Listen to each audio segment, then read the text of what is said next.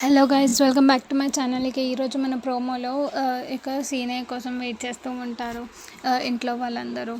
మరోవైపు శౌర్య ఇంకా ఆ, రామలక్ష్మి కలవకూడదు అని అనుకొని వాళ్ళిద్దరిని వేరుగా చేయాలని అనుకుంటూ ఉంటుంది. రామలక్ష్మి నా గదిలో పడుకుంటుందిలే బావా, నువ్వు వేరే చోట పడుకో, ఈరోజు ఒకరోజు నాతో పాటే పండుకొనివ్వు అని అంటూ రామలక్ష్మిని తీసుకొని వెళ్ళిపోతుంది.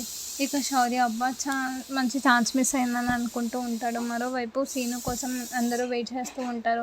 అంతలో సీను వస్తాడు. వాళ్ళ అమ్మ చూసి చాలా హ్యాపీగా ఫీల్ అవుతూ ఉంటుంది. నా కొడుకు వచ్చాడు, జాబ్ చేసి వచ్చాడు అని అంటూ ఉంటే, నీ కొడుకు ఒక్కడే ఉన్నాడా జాబ్ చేయడానికి అని ఇంట్లో అందరూ ఎగతాళి చేస్తూ ఉంటారు పద్మని చూసి. సీనయ్య చాలా సాడ్గా వస్తాడు.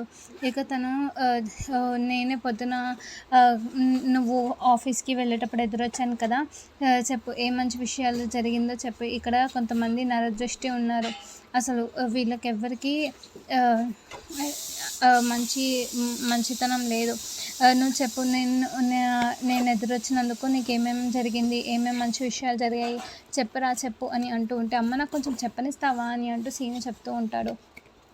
అందులో చెప్పరా, అదే కదా నేను చెప్తుంది, చెప్పు నేను ఎదురొచ్చినందుకు ఎంత మంచి జరిగిందో అని అంటూ ఉంటే, ఉన్న జాబ్ కూడా పోయింది అని అనగానే ఒకేసారి షాక్ అయిపోతూ ఉంటాడు.